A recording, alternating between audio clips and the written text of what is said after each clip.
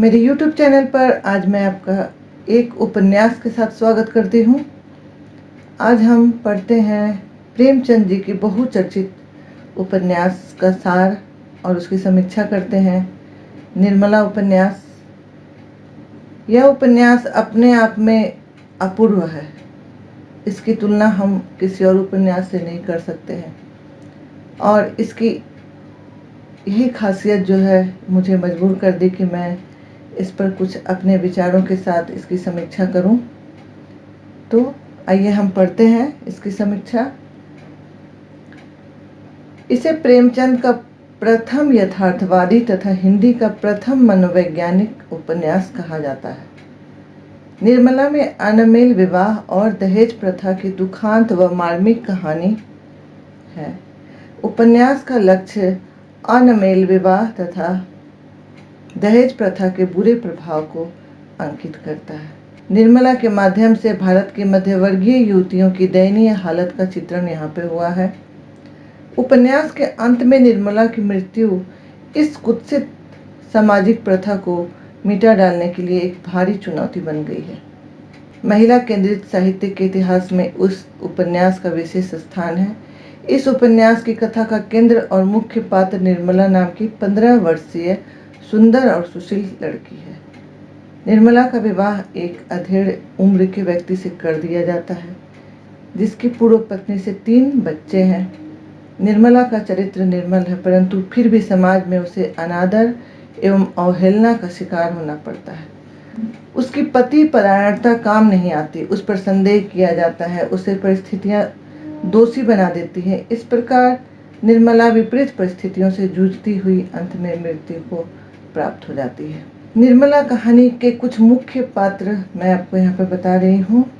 यह मुंशी जी की पत्नी निर्मला है, मुंशी तोताराम है, मनसाराम मुंशी का बड़ा बेटा है, रुक्मणी मुंशी जी की बहन है और जियाराम सियाराम मुंशी के मझले और छोटे बेटे हैं और भूंगी महरी है। निर्मला एक ऐसी पात्र है जो हर नारी की भावनाओं को जरूर एक बार झकझोर कर रख देती है। अगर आपने निर्मला उपन्यास नहीं पढ़ा तो यह सारांश या समीक्षा जो है मेरी, आप इसे मिस ना करें। एक बार इसे ध्यान देकर सुन लें, फिर आप महसूस करेंगे कि इसमें कुछ तो बात थी।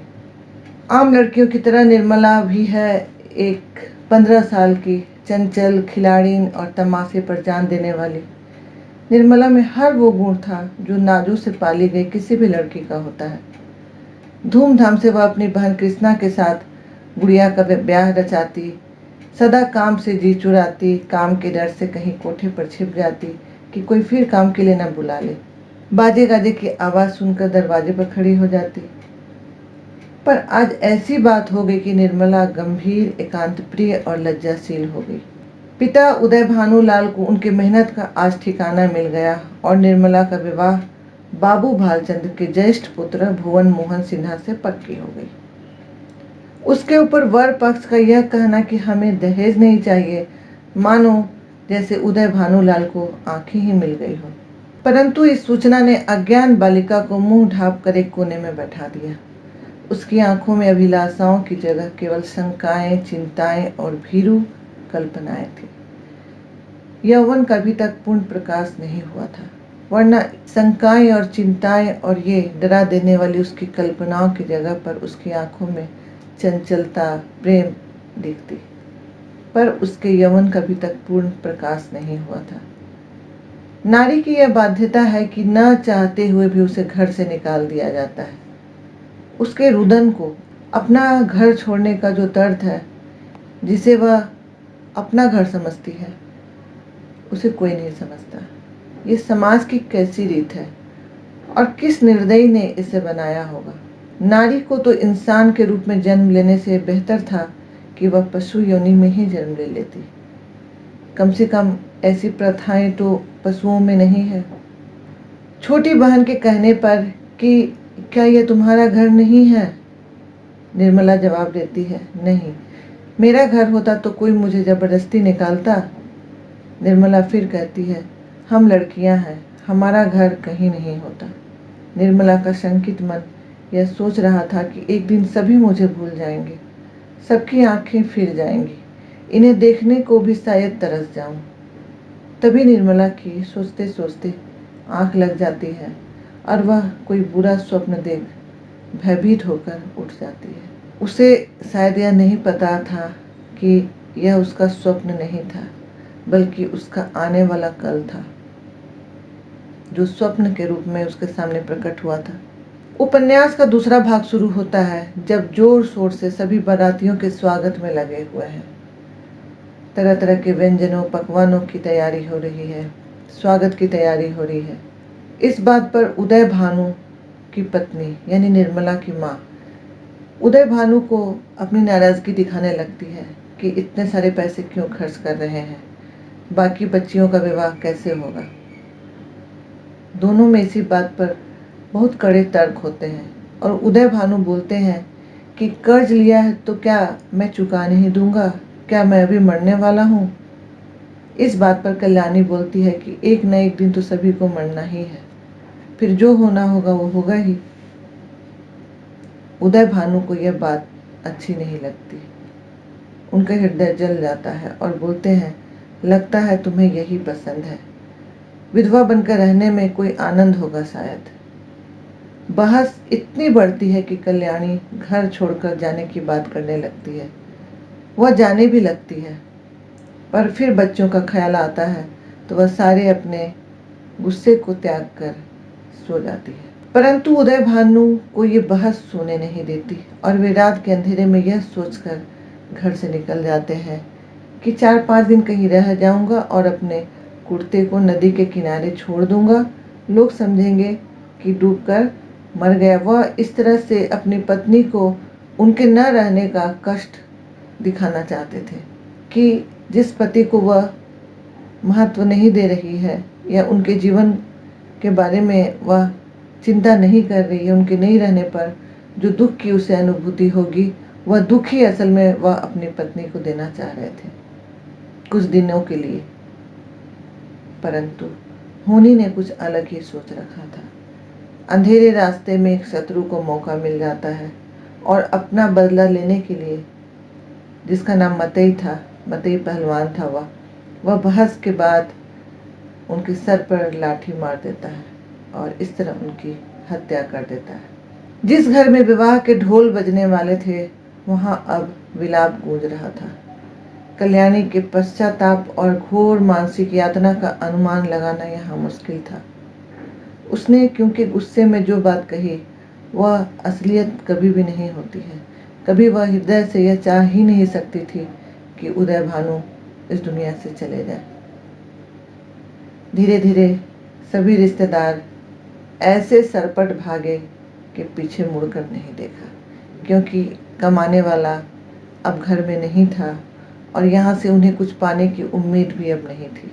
उल्टे उन्हें अपने पास से ही कुछ देना पड़ता। जब शोक का आवेग थोड़ा कम हुआ तो कल्याणी को लगा कि इन्हीं तैयारियों में निर्मला का विवाह क्यों न निपटा दूं, और यह सोचकर वह भालचंद्र महाशय को पत्र भिजवाती है पंडित जी के हाथों से। और पंडित जी जब वहाँ पर पत्र लेकर जाते हैं तो वहाँ उन लोगों की सारी असलियत की पोल खुल जाती है कि असल में दहेज न मांगने के पीछे भी उनका यह लालच था कि कोई भी पिता अपनी पुत्री को ऐसे तो विदा नहीं करेगा। पर अब जब वह नहीं रहा तो शादी का वादा भी खत्म कर दिया गया। अब कल्याणी के सामने जवान होती बेटी की चिंता सर पर जैसे सवार हो गई थी। वह मोटेराम को लड़का खोजने के काम में लगा देती है। कुछ दिनों के बाद वह 4 रिश्ते लाता है, परंतु जो सही रिश्ता है उसमें दहेज की समस्या खड़ी हो रही थी और उसके पास यह क्षमता नहीं थी कि वह सारे पैसे एक लड़के के विवाह में लगा दे, तो वह बाकी बच्चों का परवरिश कैसे करेगी। और काफी सोचने समझने के बाद, सोच विचार करने के बाद 35 वर्षीय विधुर 3 बच्चों के पिता वकील को ही वह निर्मला के लिए चुन लेती है। निर्मला का विवाह हो गया मुंशी तोताराम वकील से। उम्र तो 40 से अधिक नहीं थी, परंतु सर के बाल पूरी तरह पक चुके थे। व्यायाम करने का उन्हें अवकाश नहीं था, इसलिए तोंद भी निकल आई थी। मंदाकिनी और बवासीर से तो उनका चिरस्थायी नाता था। 3 लड़के थे, मनसाराम 16 वर्ष का, जियाराम 12 वर्ष का और सियाराम 7 वर्ष का। घर में एक उनकी बहन थी, विधवा थी और उसका कोई और ठिकाना न था, तो यही घर अब उसका स्थायी रूप से ठिकाना बन चुका था। तोताराम निर्मला से उम्र में काफ़ी बड़े थे, उसके पिता की उम्र के थे, तो वह दाम्पत्य विज्ञान के बारे में जितनी उन्हें जानकारी थी, सारी अपनी महारत को वह साबित करने में लगे रहते थे। अपनी कमियों को पूरा करने के लिए निर्मला को रोज कोई न कोई तोहफा लाते रहते। भले लड़के के लिए दूध थोड़ा ही आता, पर निर्मला के लिए मेवे, मुरब्बे, मिठाइयों की कोई कमी न रहती। अपनी सारी जिंदगी में कभी सैर तमाशे देखने नहीं गए, पर अब समय निकालकर वो भी करते और निर्मला के साथ बैठकर ग्रामोफोन पर गाने भी सुनते। परंतु निर्मला तोताराम के पास बैठने में संकोच करती, न जाने क्यों। शायद इसलिए कि इसी उम्र के उसके पिता भी थे, इसलिए यह व्यक्ति उसके लिए प्रेम की वस्तु नहीं बल्कि सम्मान की वस्तु थे। उन्हें देखते ही उसकी सारी प्रफुल्लता गायब हो जाती। वकील प्रेम की बातें करते, पर निर्मला का मन घृणा से भर जाता। शायद किसी युवक के मुख से सुनकर उसका हृदय प्रेम से उन्मत्त हो जाता। वही सारी बातें, पर यहाँ पर ऐसा लगता जैसे सर पर तलवार लटक रही है। निर्मला सजना संवरना चाहती थी, उसे यह सब पसंद था, पर अपना रूप यौवन वह तोताराम को नहीं दिखाना चाहती थी। 1 महीना गुजरते गुजरते तोताराम ने निर्मला को अपना खजांची भी बना लिया। कचहरी से आते जाते सारे पैसे उसे दे देते। वह भी खूब चाव से सारे पैसे का हिसाब रखती, परंतु जैसे ही कोई प्रेम की बात तोताराम करता, निर्मला का मुंह मलिन हो जाता। निर्मला सज संवर कर अपना सौंदर्य आईने में देखती तो उसके हृदय में एक ज्वाला सी उठती। उसे सारी दुनिया पर गुस्सा आता। उसे लगता सारी दुनिया में आग लगा दूं, इस घर में आग लगा दूं। निर्मला की दशा उस बांके सवार की जैसी थी, जो चाहे पैदल ही क्यों न चले, परंतु लड्डू टट्टू पर सवार नहीं होना चाहेगा। दूसरी तरफ घर में रुक्मणी बच्चों को निर्मला के पास फटकने नहीं देना चाहती, ढूंढ ढूंढ कर उसकी बुराइयां निकालती फिरती थी। निर्मला ने एक दिन शिकायत कर दी तो बात बढ़ गई और मझले बेटे ने निर्मला की शिकायत करने की कोशिश की, परंतु निर्मला ने सही बात जब तोताराम को बताई तो तोताराम ने उसकी कान पकड़कर खींचा। इस बात पर निर्मला ने बात को संभाल ली और बच्चों को पुचकार कर अपने पास ले गई। इस तरह धीरे धीरे अब निर्मला के साथ बच्चे थोड़े सहज व्यवहार करने लगे थे। मनसाराम पहले निर्मला से बात करने में संकोच करता था। वह शरीर से छरहरा बदन, सुंदर, हंसमुख तथा खेल की बातें करता तो निर्मला को अपने बचपन के दिन याद आ जाते। उधर तोताराम हर कला आजमा कर हार गए थे। समझ आ गया था कि सारे दांव बेकार गए। अब उल्टे लगता था कि कोई बला गले पड़ गई, परंतु अपने एक मित्र के समझाने पर एक बार फिर से नए तरीके से बांका जवान बनने का सवांग रचने लगे। डिल डॉल बदल लिया और झूठ मूठ अपनी बहादुरी के किस्से सुनाने लगे। पर निर्मला को लगा ये किसी मानसिक उन्माद के शिकार हो गए हैं। वह मन ही मन चुटकियां लेती, पर बाहर से नहीं जताती। एक दिन तोताराम अपने डंडे से 4 तलवारधारियों को हटा कर आने के किस्से सुना रहे थे। तभी रुक्मणी आई और चारपाई के नीचे सांप है, जल्दी चलो यह कहने लगी। सांप सुनकर तोताराम के तोते उड़ गए जैसे, और वे बाहर की ओर भागे लोगों को बुलाने। परंतु दूसरी तरफ मनसाराम जो बैठा खाना खा रहा था, वह खाना छोड़कर उठा और अपनी हॉकी ले आया और सांप को उसने मार दिया। अब निर्मला को तोताराम का असली मर्ज समझ आने लगा था कि वह डींगे क्यों हाँक रहे हैं उसके सामने, क्या जताना चाह रहे हैं, क्या साबित करना चाह रहे हैं।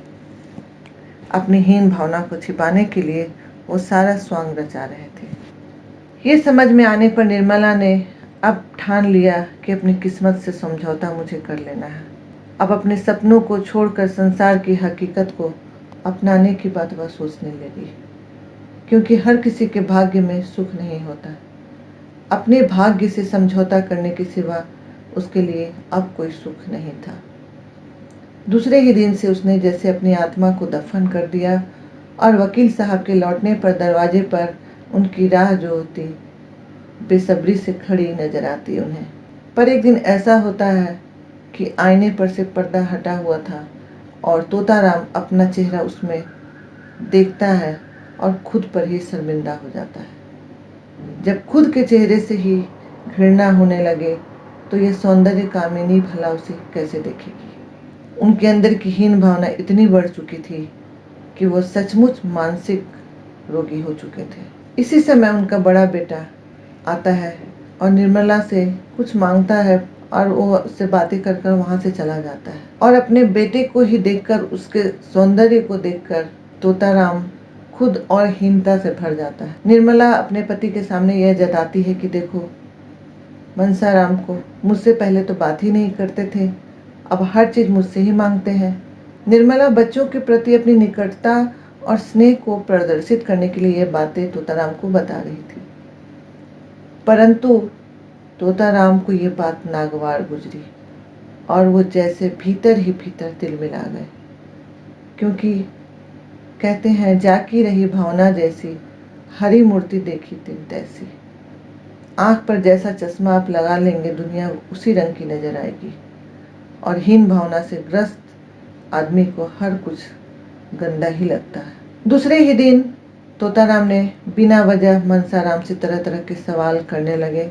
उसे कहा कि तुम आजकल आवारा की तरह घूमने में ज्यादा मन लगाते हो, परंतु तेज मनसाराम निरुत्तरित कर दे रहा था और अंत में तोताराम खींचकर उसे हॉस्टल में रहने का हुक्म सुना देते हैं। मनसाराम इस बात की शिकायत अपनी बुआ को करता है और बुआ यह सोचती है कि यह काम जरूर निर्मला का होगा, परंतु निर्मला ने ऐसी बात होने से इनकार कर दिया। यही नहीं, निर्मला ने शाम में तोताराम से ये कहा कि आपने ऐसा क्यों कहा। मनसा के रहने से मुझे भी थोड़ी अंग्रेजी सीखने की मेरी जो इच्छा है वो पूरी हो जा रही थी, वो मुझे थोड़ी अंग्रेजी बता देता है। ये सुनकर तोताराम का गुस्सा और भी भड़क जाता है, इतना कि ये विकराल रूप निर्मला ने पहले कभी नहीं देखा था। यानी यह सोचकर कि मनसा के साथ सारा दिन निर्मला हंसी ठिठोली में बिताती होगी और उसके कमरे में वह क्यों आता है।